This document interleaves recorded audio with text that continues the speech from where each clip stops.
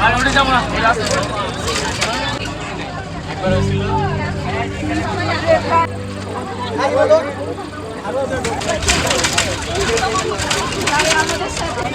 লাগতেছে? জীবনে প্রথম ট্যুর, ব্যাঙ্গালোর ফার্স্ট ট্যুর হিসাবে তোর কেমন লাগতেছে? খুবই জঘন্য। কেন?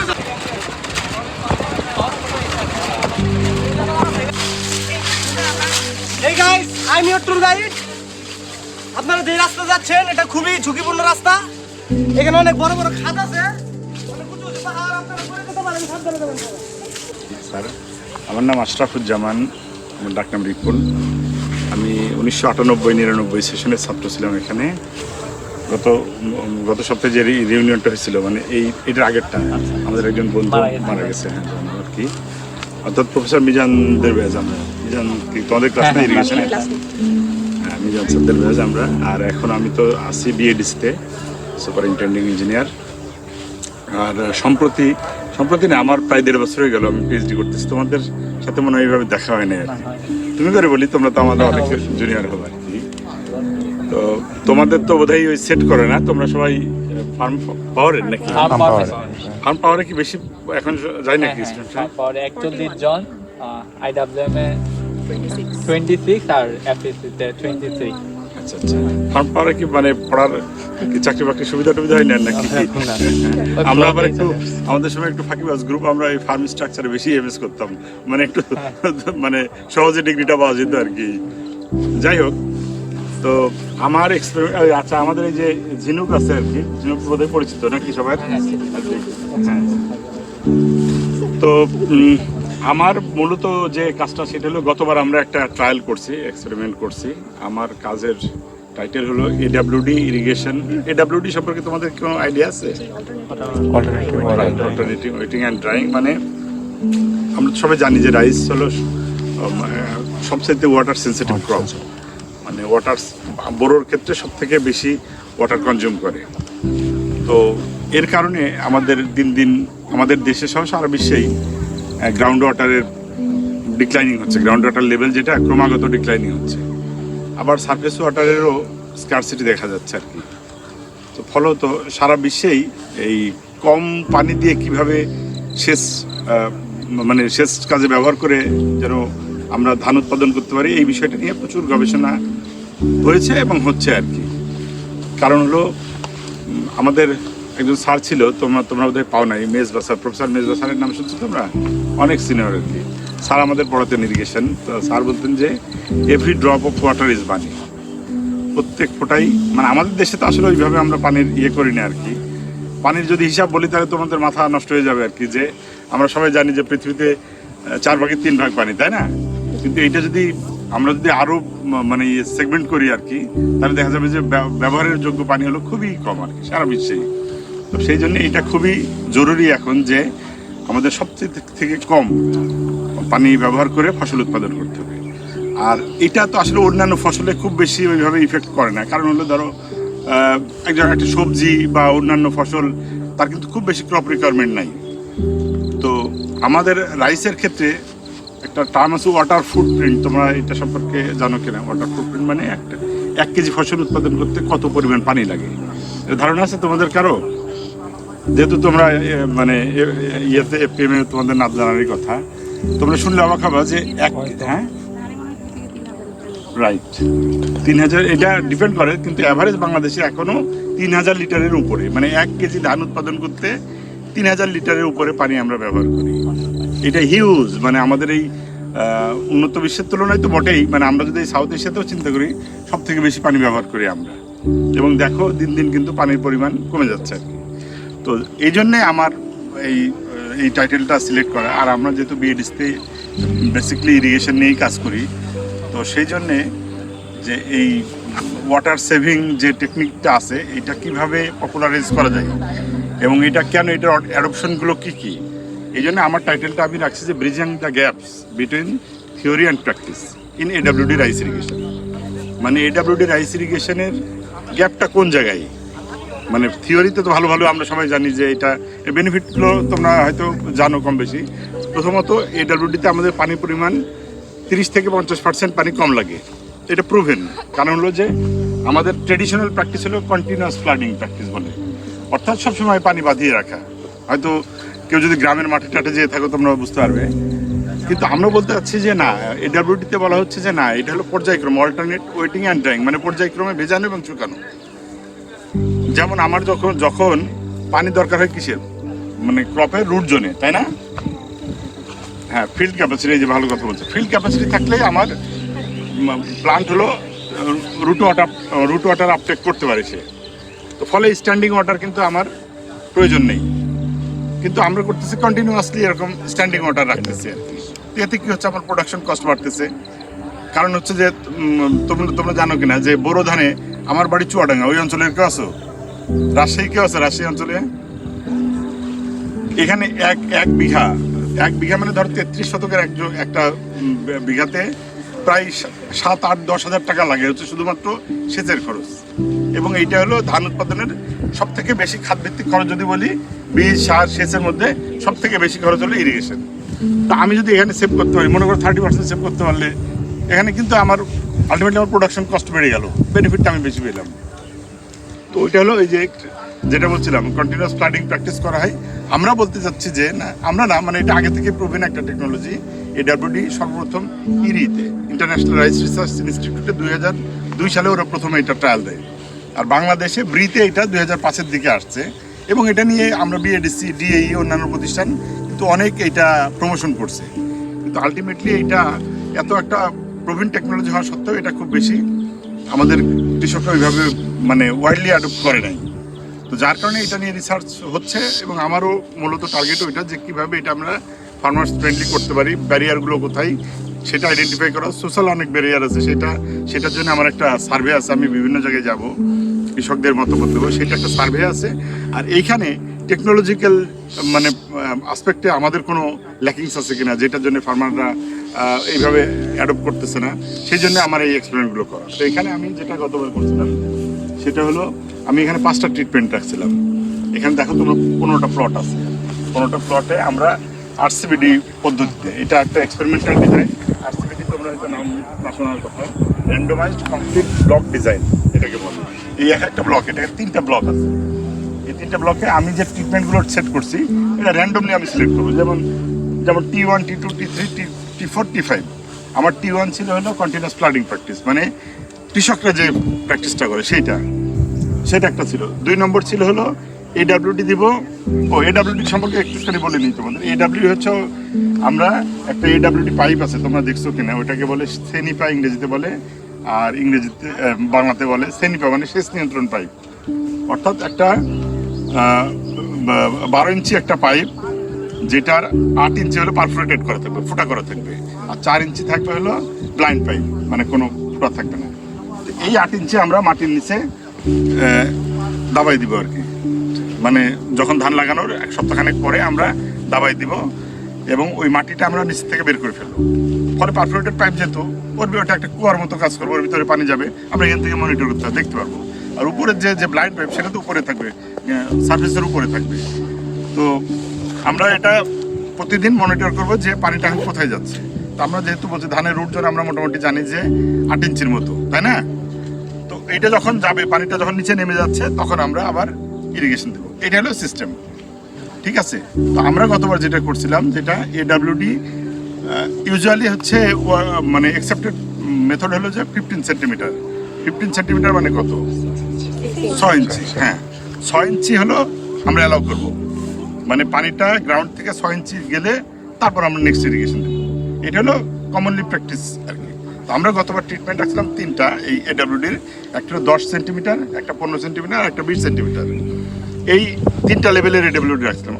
অর্থাৎ যেটা 10 সেন্টিমিটার ট্রিটমেন্ট, সেটা 10 সেন্টিমিটার গেলে আমি ইরিগেশন দিচ্ছি, যেটা 15 সেন্টিমিটার যাওয়ার পরে আর ওটা 20 সেন্টিমিটার। এই হলো 3টা কন্টিনিউয়াস প্ল্যান্টিং।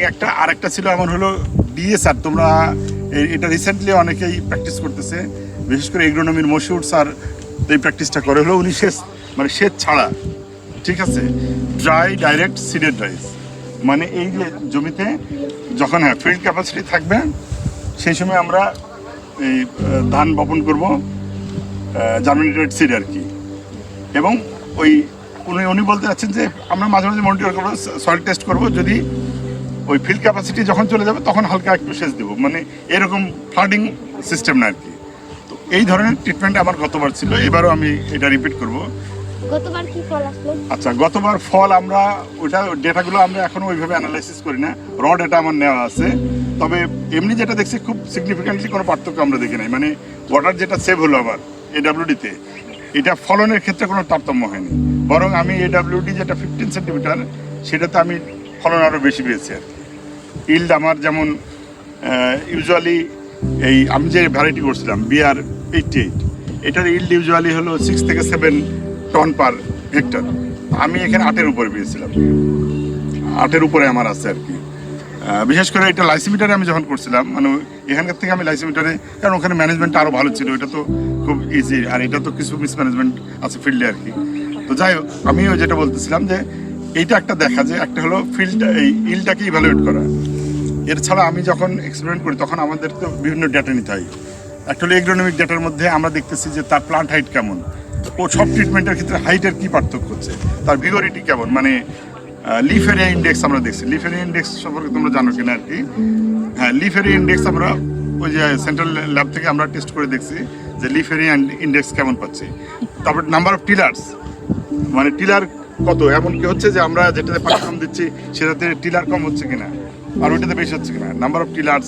তারপরে গ্রেইন কতগুলো আসতেছে, হ্যাঁ, যে শীষ, যেটাকে ধানের শীষ বলে, শীষ কতগুলো হয়েছে, এক এক শীষে পরিপুষ্ট দানা, মানে ফিল্ড গ্রেন কয়টা আছে, আনফিল্ড গ্রেন কয়টা আছে, এই নানান ধরনের ডেটা আমরা নিয়েছি। এগুলো আসলে ডেটা অ্যানালাইসিসটাও তো একটু সময় সাপেক্ষ ব্যাপার, তো ওইগুলো আমরা এখনও করি নাই।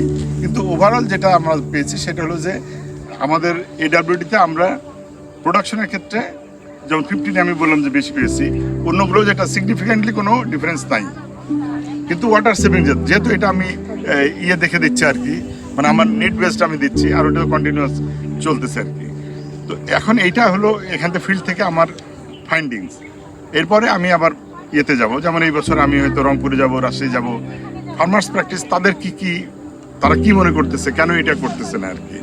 তো মোটামুটি এইটা যদি আমরা বাংলাদেশে ইয়ে করতে পারি, মানে অ্যাডপ্ট করতে পারি ফার্মারদের মধ্যে, তাহলে আমাদের যেমন বিভিন্ন জায়গায়, রাজশাহী অঞ্চলে তোমরা জানো যে ইয়ের সময়, এই বড় সময় পানি কিন্তু ফেল করে, তোমরা কি এটা জানো কিনা আর কি, মানে শ্যালো টিউবওয়েলে পানি পাওয়া যায় না, এটা জানো? এর কারণটা কি বলতো দেখি, পড়ার কথা। হ্যাঁ, ডেফিনেটলি নিচে যাচ্ছে, কিন্তু আমার তো পাম্প আছে, ও তো পারার কথা, এটা মানে পড়তেছে না কেন? এটাকে বলা হয় সাকশন লিমিট, তাই না?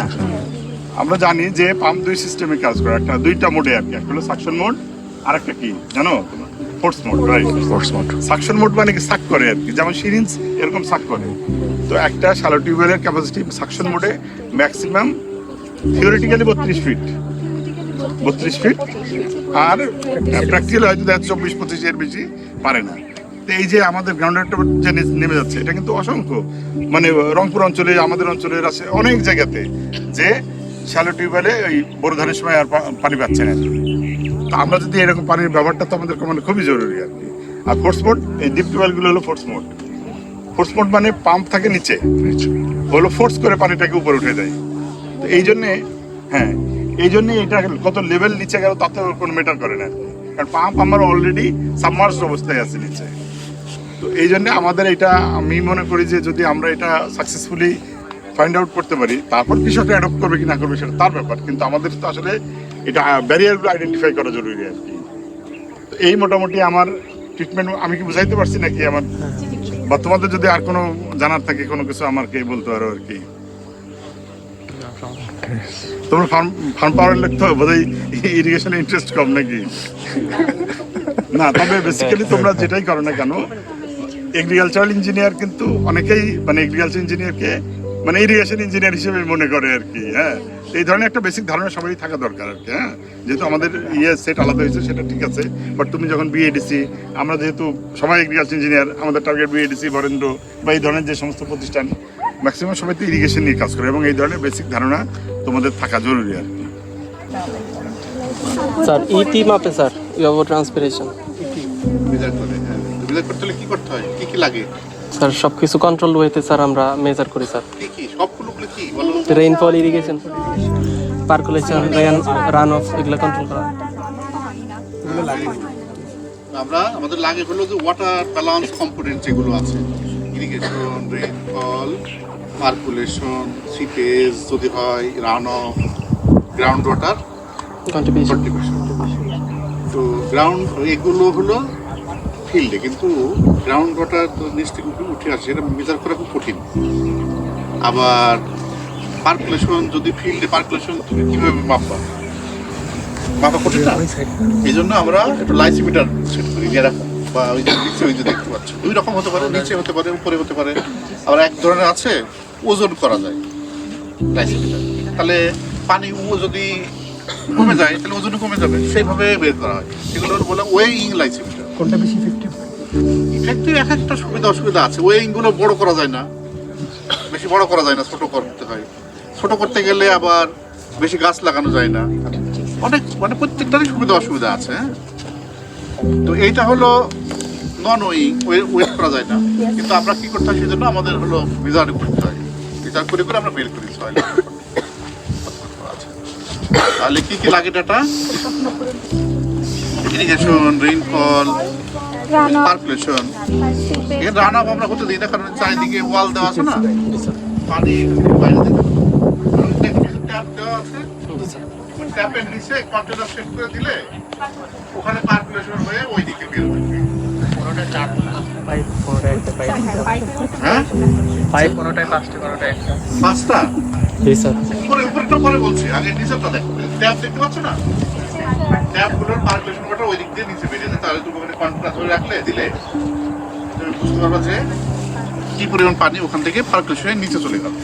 হ্যাঁ, আর উপরে দেখতে পাচ্ছ ওই যে টিউব, সাদা টিউবগুলো হলো, সাদা টিউবের ভিতরে ওটাকে বলে এক্সেস টিউব। এক্সেস মানে কি? এক্সেস, বাড়তি। A double C E double S. Excess tube মানে হলো প্রবেশ করে। কি প্রবেশ করে? এই যে এগুলো ওর ভিতর নামিয়ে দিয়ে মেজার করা হয় যে লেয়ার বাই লেয়ার কতটুকু ওয়াটার কন্টেন্ট আছে। তা তোমরা জানো যে ইভাপোরেশন বের করতে গেলে ওই যে সয়েল ওয়াটার স্টোরেজ ডাটা লাগে, সয়েলে কতটুকু স্টোরেজ আছে ওয়াটার, সেইটা ডাটা লাগে। সেটা আমরা এটা নামিয়ে দিলে এখানে এই যে এটা হলো ওয়াটার প্রোফাইলার, এই যে এখানে ডাটা নেওয়া যায়। হ্যাঁ, কারণ ব্যাটারি চার্জ বাস নেই বোধহয়।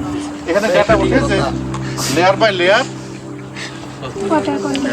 কতটুকু সয়েল ওয়াটার আছে। হ্যাঁ, এটা মেজার করা যায়। এটা ঠিক আছে। এই দেখো এখানে রিডিং আসে যে কোন লেয়ারে কতটুকু পানি আছে। হ্যাঁ, এখন হয়তো এমনি কিছু আছে। হ্যাঁ,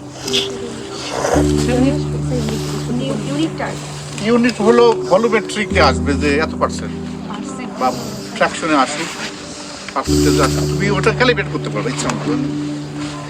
তা তুমি তখন বুঝতে পারো যে কোন লেয়ারে কতটুকু ওয়াটার কন্টেন্ট আছে।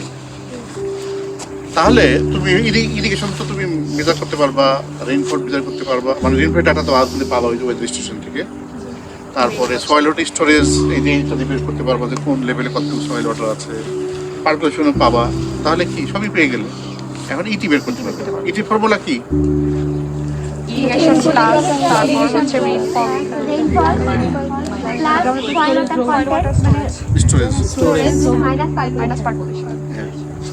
আর ফিল্ডে হলে তখন এখানে আরো হবে run of, ground water contribution. কিন্তু এগুলো মাপা খুব কঠিন ফিল্ডে।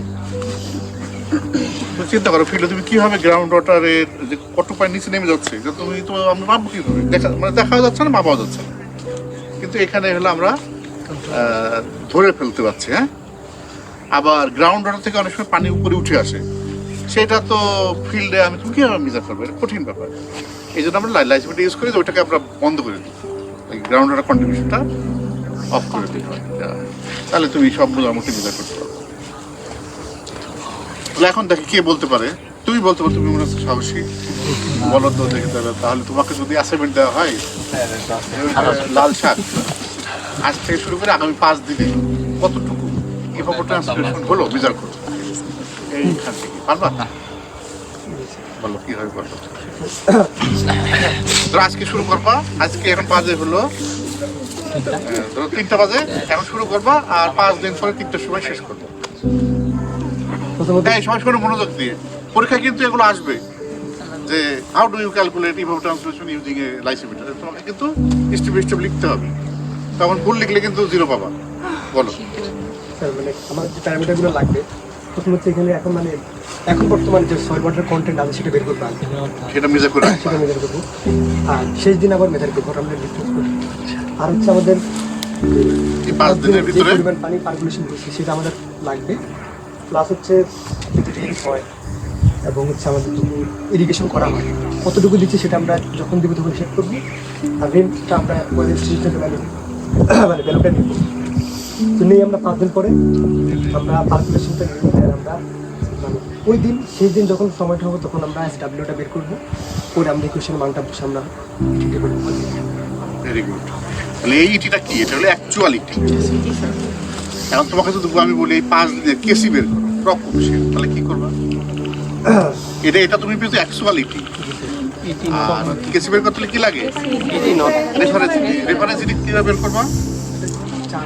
4 ওয়েদার স্যার ইনফরমেশনগুলো দিয়ে স্যার সফটওয়্যার ক্রপ লাগে না। ক্রপ রেফারেন্সিটি বা পোটেনশিয়ালিটিতে ওয়েদার ইনফরমেশনগুলো লাগে। ওয়েদার তোমাদের কি অ্যাসাইনমেন্ট দিয়েছিল না ক্রপ ওয়ার্ড দিয়ে? জি sir. CropWat CropWat আচ্ছা, তাহলে অ্যাসাইনমেন্ট দেবো। What? ক্রপ ওয়ার্ড দিয়ে ক্রপ ক্রপ ওয়ার্ড একটা অ্যাপ আছে, Water. ওই অ্যাপে ওয়েদার ডাটা দিলে, ওয়েদার ডাটা মানে temperature data, wind speed data, তারপরে হিউমিডিটি, এগুলো দিলে সাথে সাথে ও হলো তোমাকে ET0 বের করে দেবে। তো ET0 ওখান থেকে পেলে আর এখান থেকে ETC পেলে, এই দুটোকে ভাগ করলে কি হয়? তাই তোমাকে যদি পরীক্ষা আসে যে একটা ক্রপের কেসি বের করতে হলে কিভাবে করতে হবে, পারবা না? পারবা? তুমি বলো দেখি। এদিকে তোমার নাম কি? রাসেল। তোমার নাম কি? পারভেজ পারভেজ। রাসেল, বলো যে যদি কেসি বের করতে বলা হয় কি করবা, কিভাবে করবা? ধরো তোমাকে পরীক্ষা আসলো যে how do you calculate KC for a crop for 5 DPU।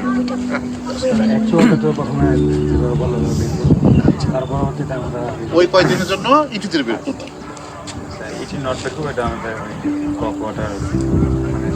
Model দিয়ে বা ইকুয়েশন দিয়ে। Weather information. এটাকে কোন ইকুয়েশন ইউজ করা হয়? পেনম্যান মন্টিন। এটা তোমাদের এখন পড়ানো হয়নি বোধহয়, আমি আগামী ক্লাসে পড়াবো। পেনম্যান মন্টিন ইকুয়েশন, এবং এটা ইকুয়েশনটাকে অনেক সময় অনেক অ্যাপ আছে, সফটওয়্যার আছে, যেমন হলো প্রপওয়ার্ড, আরও অনেক আছে, ET0 ক্যালকুলেটর, হাইডাস, সোয়াট, অসংখ্য ডিস্যাট, এমসি, সব মডেলে এগুলো আছে। তাহলে ওখান থেকে ওই মডেলগুলো ইউজ করে তোমার পেনম্যান মন্টিন ইকুয়েশন ইউজ করে তুমি ET0 বের করবে।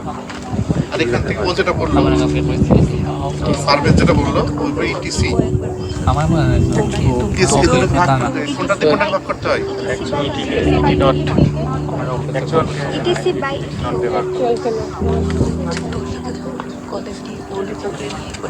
ET0 ইনটু কেসি সমান ETC। তো ETC পেপার করে ভাগ করলে কি? তাহলে কেসি পেয়ে গেলে, কেসি মানে কি? এই দুটো যে সম্পর্ক।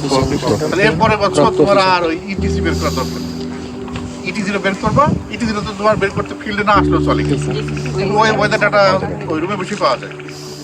আর কেসি ভালো তুমি বের করে ফেললে এই বছর, নেক্সট ইয়ারে তুমি ETC বের না করলেও চলবে। ET0-কে শুধু কেসি দ্বিগুণ করলে তুমি ETC পেয়ে যাবে। তখন তুমি বলবো যে এই সপ্তাহে এরকম ET0, তাহলে এরকম ETC হবে, এরকম পানি লাগবে, জমিতে এরকম পানি দাও। ঘরে বসে বসে বলতে পারবে, হ্যাঁ? কৃষকদেরকে তুমি পরামর্শ দেবো যে আবহাওয়া এরকম এরকম এরকম এরকম পানি লাগবে। ঠিক আছে? আর কোনো কোশ্চেন? স্যার এটা তো সিজনে ভ্যারি করে না, শীতের দিনে টেম্পারেচার তো কম থাকে, আবার গাড়ি তো করবেই। গাড়ি কেন করে? Weather. Weather data Weather data নিবই। এই জন্য তো ওয়েদার ডাটা ইউজ করছি, ভ্যারি করে বলে। আর কোনো কোশ্চেন? স্যার ওই যে উপরে 5টা পাইপ, হ্যাঁ, ওই সাদা পাইপগুলো হলো এক্সেস টিউব, মানে ওর ভিতর দিয়ে এগুলো নামানো হয়। আর এই কালো পাইপ দেখতে পাচ্ছ, ওটা হলো আমরা একটা গবেষণা করতে চেয়েছি, এখন করিনি, কনসার্ভেটিভ ইরিগেশন। আমরা ইউজুয়ালি মাটির উপরে পানি দিই, কিন্তু আমরা যদি মাটির নিচে পানি অ্যাপ্লাই করি তাহলে কি ঘটনা ঘটবে সেটা দেখার জন্য ওই কালো পাইপগুলো ওই কারণে, হ্যাঁ, এই কালো পাইপের নিচে মাটির নিচে পারফোরেট পাইপ পানি দিলে মাটির নিচ দিয়ে পানিটা উপরে উঠে আসে, এটাকে বলে সাবসারফেস ইরিগেশন। ক্লিয়ার? আর কোনো কোশ্চেন?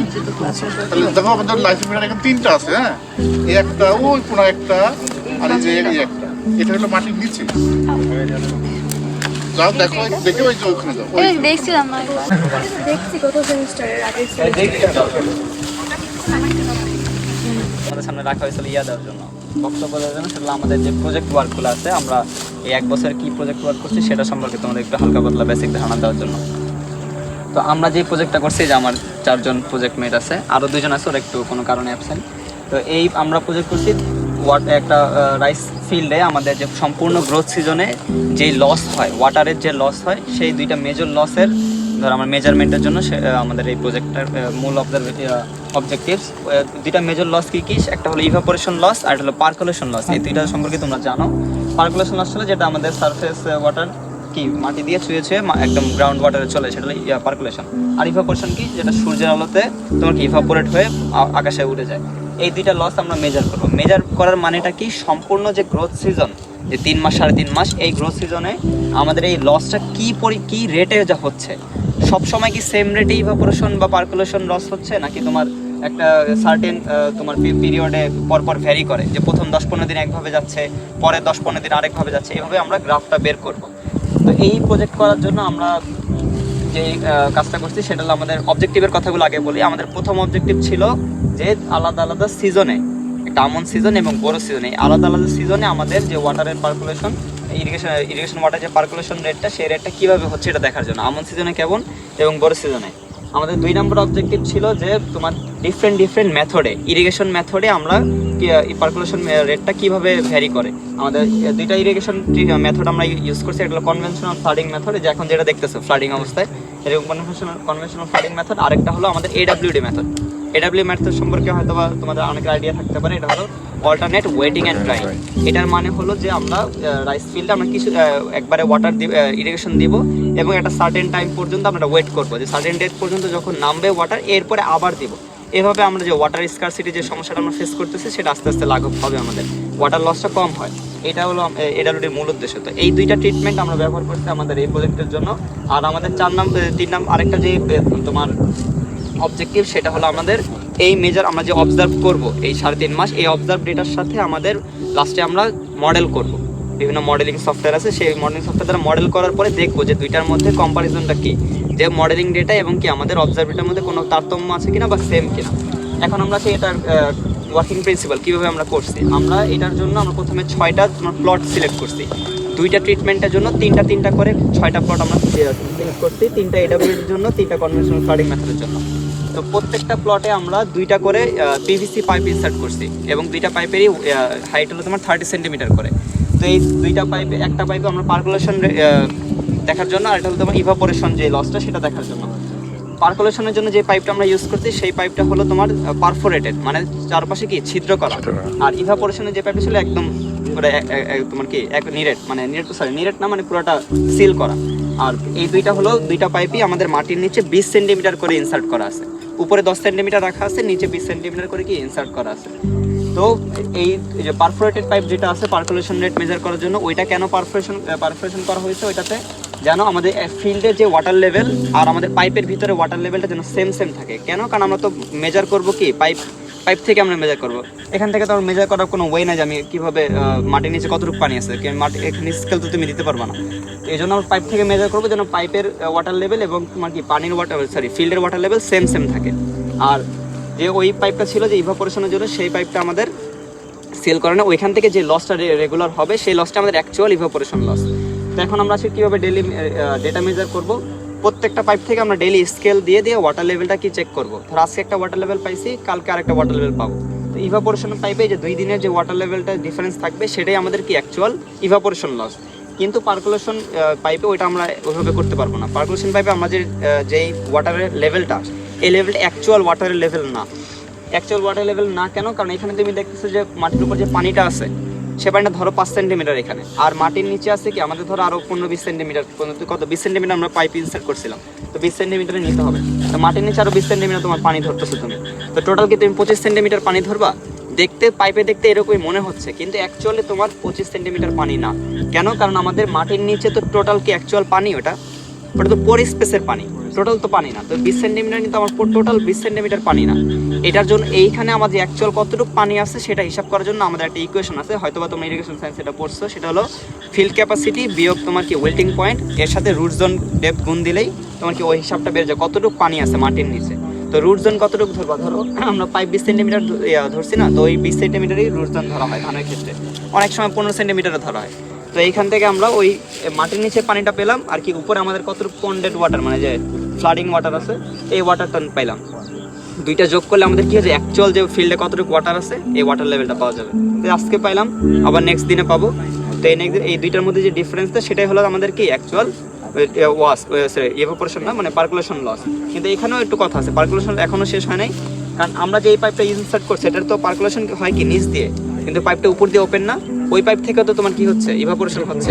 তাহলে এই জন্য ওই পাইপ থেকে আমাদের ইভাপোরেশন লসটা বিয়োগ দিতে হবে। আমরা যে পাশের পাইপ থেকে ইভাপোরেশন লসটা পাইছি সেটা আবার এই পাইপ থেকে বিয়োগ দিলে আমরা কি অ্যাকচুয়াল পার্কুলেশন লসটা আমাদের এখন পাইছি।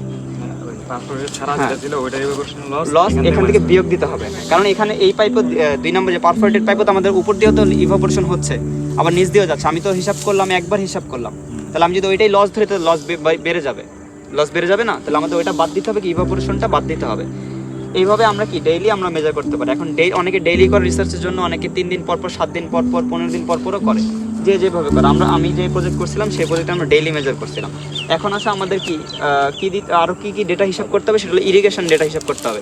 কারণ ধান লাগাইছে তোমার ইরিগেশন দিতেই হবে, ডেইলি বেসিসে দাও তুমি, অন্য 7 দিন পর পর বা AWD যেখানেই দাও, তুমি যতটুকু পানি দিবে সেই পানির হিসাবটা তোমার কি করতে হবে, মেজারমেন্টে রাখতে হবে। এখন কে কীভাবে দিতেছে তার উপর ডিপেন্ড করতেছে। ধরো তুমি যদি ওয়াটার ক্যান দিয়ে দাও তাহলে ক্যানের ভলিউম কতটুকু সেটা হিসাব করবা, এরপর এখান থেকে তুমি কত মগ দিতেছো এভাবে হিসাব করে ওয়াটার ডেপথ হিসাব করো যে আমি কতটুকু ডেপথ কি দিছি পানি দিছি। যদি ধরো 6 মিটার স্কোয়ারের তোমার প্লট হয় তাহলে তো এরিয়া আছে, আর তুমি ভলিউম জানো আমি এত ভলিউমের পানি দিচ্ছি, তো ভাগ দিলে কি বেড়ে যাচ্ছে আমাদের হাইট মানে ডেপথ বেরিয়ে যাচ্ছে। আর যদি কেউ পাইপ দিয়ে দাও তাহলে পাইপের ডিসচার্জ মেজার করতে হবে, পাইপের ডিসচার্জ তো মেজার করতে পারে ওই স্টপ ওয়াচ দিয়ে, তো মেজার করলে আমাদের ইরিগেশন ডেটা বেড়ে গেলো। আরেকটা ডেটা আমাদের লাগতেছে সেটা হলো কি আমাদের প্রিসিপিটেশন ডেটা, রেইনফল যেটা রেইনফল হচ্ছে, রেইনফল যদি না হয়তো মানে রেইনফল যদি আমি হিসাব নাই করি তাহলে রেইনফল যে হচ্ছে ওই ডেটাটা কই যাবে। দেখা যাচ্ছে পানি তো এইভাবে লস হওয়ার পর কমার কথা, রেইনফলে তো পানি বেড়ে গেছে, তখন তুমি কি করবা? তাহলে তোমার প্রজেক্ট তার মানে কি ভুল, প্রজেক্ট ভুল না, তুমি যে একটা ডেটা ক্যান্সেল করছো সেটা কি আমাদের প্রিসিপিটেশন ডেটা। তো এই যে আমাদের আবহাওয়া অধিদপ্তর আছে, এখান থেকে ডেইলি ডেটা বা 1 মাস পর পর এসে ডেটা নেওয়া যাবে। তো এখান থেকে ডেটা নেওয়ার পরে আমাদের টোটাল একটা হিসাব করলে আমরা কি ডেইলি পার্কুলেশন ইভাপোরেশন পাচ্ছি। এবং আমাদের যে কাজটা আমরা করছি এই ডেইলি যে 3.5 মাস যে আমরা ধানের সিজন ছিল এই সম্পূর্ণ সিজনে ডেটা ডেটাগুলো কালেক্ট করে পার্কুলেশন ইভাপোরেশন এগুলো আমরা গ্রাফ করে দেখছি যে আমাদের এটা টোটালি কীভাবে চেঞ্জ হচ্ছে কেমন। আর মডেলিংয়ের জন্য লাস্টে যে ইল্ডের প্যারামিটার্সগুলো আছে, কতটুকু ধান হইলো, কোন প্লটে কী হলো, সেটা আমরা দেখতে হবে, কারণ সেটা মডেলিং করার জন্য সেটা প্রয়োজন। এভাবে আমরা এখন আমন সিজন শেষ করছি, এখন আমরা বড় সিজনের পর্যায়ে আছি। বড় সিজন শেষ হলে আমরা মোটামুটি থিসিস পেপার জমা দেওয়ার একটা পর্যায়ে চলে যাব। এই হলো আমাদের প্রজেক্টের কাজ মূলত আর কি। তো কোনো কোশ্চেন থাকলে করতে পারো, নাই? আচ্ছা, প্লটগুলো ধর একটা দেখে, এই যে প্লটগুলো এরকম ছিল আমাদের, এই যে প্লটটার মধ্যে, হ্যাঁ এই যে 4 কোণ যে প্লটগুলো না এরকমভাবে আমরা ছোট ছোট ট্রিটমেন্ট নিয়েছি। এই হলো আমাদের প্রজেক্টের সম্পূর্ণ কথা। আরও কিছু জানার থাকলে বলতে পারো। পাইপগুলো যদি কেউ দেখতে চাও, পাইপগুলো যে বিল্ডিংয়ের ভিতরে রাখা আছে, শাহিন ভাই তো এখানে নাই, রমজান ভাইরে বললেও দেখে দিতে পারবে। তো ওরা বলে পাইপগুলো দেখে দেয়, 30 সেন্টিমিটারের পাইপ 20 সেন্টিমিটার মতো আমরা ইনসার্ট করি। আর না হাইটের কথা বলছি, ডায়া হলো যে যতটুকু নেবা 4 সেন্টিমিটার করে আমরা নিয়ে কাজ করি। 4 সেন্টিমিটার ডায়ার যে পাইপ PVC পাইপ যেটা আছে ওইটা নিয়ে আমরা কাজ করছি। 6 সেন্টিমিটার হলে বেশি বড় হয়ে যায়, এখানে ওটা অনেক সমস্যা হয়। 4 সেন্টিমিটারটাই বেশি অ্যাকুরেট। আর যেগুলোর মতো যদি 2.5-3 সেন্টিমিটার হয় তাহলে আবার একটু বেশি হয়ে যায়, কারণ তখন প্রিসিপিটেশন ঢুকতে চায় না, রেইনফল হয় না, ইভাপোরেশনও কম হয়। তো অ্যাকচুয়ালটা যেন সবসময় থাকে, যেন 4 সেন্টিমিটারের যেই ডায়ার পাইপ ওইটাই বেটার।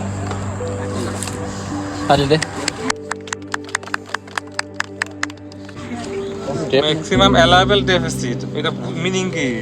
মানে এই পর্যন্ত এই তুমি কাজ করো, অভাব দিব। এই আমি দেখতে পারি না, একদম কাজ ফাঁকি দেওয়া দেখতে পারি না আমি। তুমি গাছ পরিষ্কার করো। হ্যাঁ। কথা নাই বার্তা নাই, সারাক্ষণ থাকে কিন্তু কাজ পরিষ্কার নাই। তুমি উঠো, একটা উঠে শুরু করো, কাজ শুরু করো। এই পর্যন্ত গাছের ফলের উপর নির্ভর করে ওয়াটার লেভেল পেয়ে হ্যাঁ, তুমি বাঁচাও আস্তে আস্তে। বীজাগুলা 3টা বাইজো না, ঠিক আছে? বীজা 3টা সারা বাইগুলা করে ফেলবা। হ্যাঁ,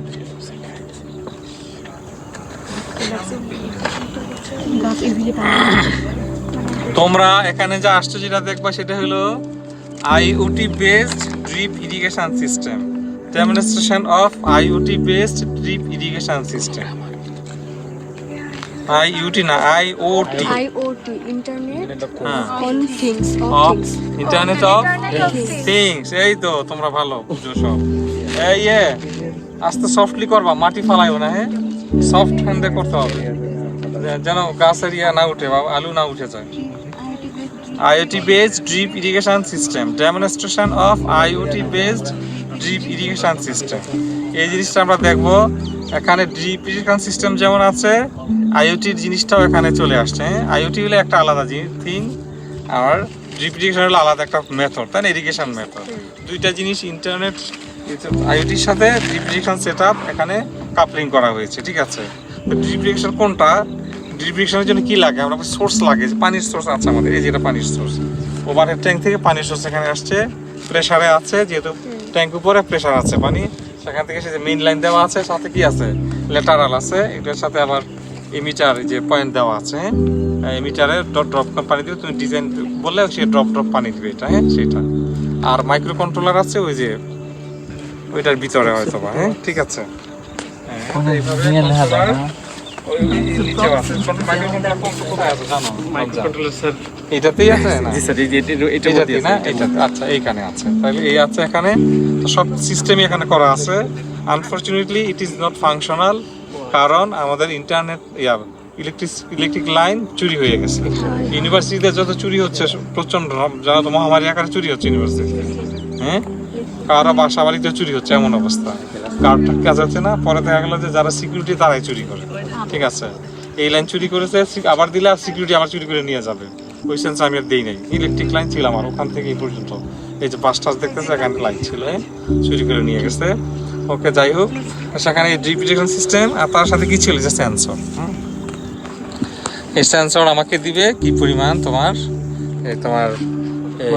ময়েশ্চার কত আছে, সেটার সাথে আমি যদি IoT বেস দিই, ইন্টারনেট দিয়ে দিই, ওখানে দেখো ওই যে কন্ট্রোল বোর্ড আছে। হ্যাঁ, এই কন্ট্রোল বোর্ড থেকে ডেটা, ওখানে সিম আছে, ওই সিম থেকে ডেটা চলে যাবে তোমার মোবাইলে বা তোমার ডেস্কটপে। ওখান থেকে তুমি বলতে পারবা যে নাম্বার 6 প্লটে ময়েশ্চার কন্টেন্ট এত, তাকে 24 পানি দিতে হবে 28, চার পানি দেওয়া কতটুকু সে আমি যদি বলে দিই, সে দিতে পারবে। এই সিস্টেম এখানে করা আছে, ঠিক আছে?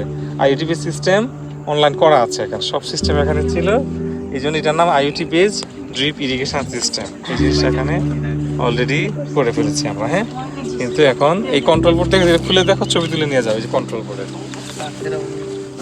ওপেন করো, এটা ওপেন করতে পারবো। হ্যাঁ, হলো। হ্যাঁ, খুলে এখানে যে এইগুলো আছে, হ্যাঁ, ওখানে ডেটা উঠতো, হ্যাঁ, শো করতো, হ্যাঁ, রিয়েল টাইম ডেটা দেখতে পারতো ওখানে, যদি কার ইলেকট্রিসিটি থাকতো না, এগুলো এটা ওখানে, ঠিক আছে? এটা জিনিস তোমরা জেনে নাও, এটা হলো IoT বেস।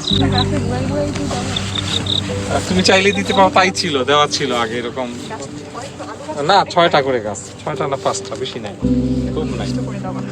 হ্যাঁ, ওইখানে তুমি ফোটা ফোটা দিতে পারবা, সেই সুযোগে হাত দিও না বেশি একটা। হ্যাঁ, আলু খুব একটা হয় না, এখন হবে না। তুমি ভিতরে যায় না, প্লটের ভিতরে গিয়েছো, এই মাঝের ইয়েতে থাকবা। হ্যাঁ, এবারে এভাবে করে নাও। স্যার পয়েন্টটি ওখানে কেন দেওয়া আছে স্যার এমএডির আগে? কে বলবা, কে জানো? এমএডি কি সেটা বলো আগে। Maximum allowable deficit. ওকে, তার মানে ডেফিসিট আমি কতটুকু অ্যালাউ করব। এখানে কয়টা? এটা লাইসিমিটার, এটা বুঝেছো না? বুঝো না? অ্যাবভ গ্রাউন্ড লাইসিমিটার, এটাতে এক্সপেরিমেন্ট করা আছে। কয়টা লাইসিমিটার প্লট আছে বলো তো এখানে? বুদ্ধি করে বলো। 6টা 9টা। হ্যাঁ, বলো, কে বলছিল? কয়টা? একজন বলেছিল, কে জানো? ও বলেছে যে 18টা। কয়টা প্লট আছে? 18টা প্লট, 3 6 18। হ্যাঁ, 3 6 18 হলো। এখানে 6টা ট্রিটমেন্ট চলে, মানে 6টা পর্যায়ের এক্সপেরিমেন্ট আছে। মানে একটা দেখো আছে RF রেইনফিড আছে একটা। হ্যাঁ, রেইনফিড দেখো 1 2 3, 3টাই আছে এখানে। তার মানে কি 6টা ট্রিটমেন্ট ট্রিটমেন্ট যাদের এক্সপেরিমেন্ট করি কোনো ডেটা নেই, একটা ডেটা চলে না, ডেটা নিতে হয় 3টা। কারণ তুমি একটা এক্সপেরিমেন্ট করলা, সেখানে গাছ মারা গেল, তুমি ডেটা পাবা না। একটা মারা গেল, আরো 2টা আছে আমার। তার মানে হাতে তোমার কি সেফটি ফ্যাক্টর থাকতে হয়, বাফারিং থাকতে হয়। এই জন্য প্রতিটা এক্সপেরিমেন্ট 3বার করে করা। তার ট্রিটমেন্ট আছে 6টা ট্রিটমেন্ট মানে 6টা এক্সপেরিমেন্ট, হ্যাঁ 3বার করে করা 18টা আছে। সেই 6টার ভিতরে একটা হলো রেইনফেড, একটা হলো 0.15 mAd, 0.3 mAd, 0.45 mAd, 0.6 mAd, 0.75 mAd। তার মানে যত ম্যাক্সিমাম অ্যালাউ করবো, যে ডেফিসিট অ্যালাউ, তার মানে ময়েশ্চার কন্টেন্ট কমবে পানি দিব না, সেক্ষেত্রে কেমন ইল্ড হয়। আর যখন অ্যালাউ কম করবো তখন কেমন ইল্ড হয়। আর ওটা পানি আমরা দিলাম না, সেখানে কেমন ইল্ড হয়। এই ইল্ডের পার্থক্যগুলো দেখে আমরা এক্সপেরিমেন্ট সাজিয়েছি একটা রিসার্চ প্লট, হ্যাঁ। মিনিস্ট্রি অফ এডুকেশনের আন্ডারে এক্সপেরিমেন্ট চলতেছে এটা, হ্যাঁ ঠিক আছে। এই জন্য বলেছি কেউ প্লটে হাত দিও না, কারণ এটা খুবই মানে আমাদের লাগবে, ঠিক আছে। এই জন্য 0.3, 0.4 ইচ্ছা করে দেওয়া হয়েছে এটা, যে 0.3 ডেফিসিট করলে কতটুকু ইল্ড হয়, ঠিক আছে। 0.75 ইল্ডটা কেমন কতটুকু অ্যালাউ করলাম, ইল্ড কি আসলে কম বেশি হলো না একই রকম ইল্ড হলো, সেই এফেক্টগুলো আমরা এখানে দেখবো। ইল্ডের সাথে আরেকটা বিষয় জড়িত আছে, ওয়াটার ইউজ এফিসিয়েন্সি। তোমরা শিখিয়েছি তোমাদের, তাই না? ওয়াটার এফিসিয়েন্সি এর আরেকটা নাম কি বলো তো? এর আরেকটা নাম আছে, একটা নাম বলো কি? পড়ো নাই, না পারা। ওয়াটার প্রোডাক্টিভিটি লিখে রাখো, ভাই ধরা হবে, সারা ধরবে। ওয়াটার ইউজ এফিসিয়েন্সির আরেক নাম ওয়াটার প্রোডাক্টিভিটি, ঠিক আছে। মানে ইল্ড তো একটা প্যারামিটার, আবার ওয়াটার প্রোডাক্টিভিটি একটা ভালো প্যারামিটার।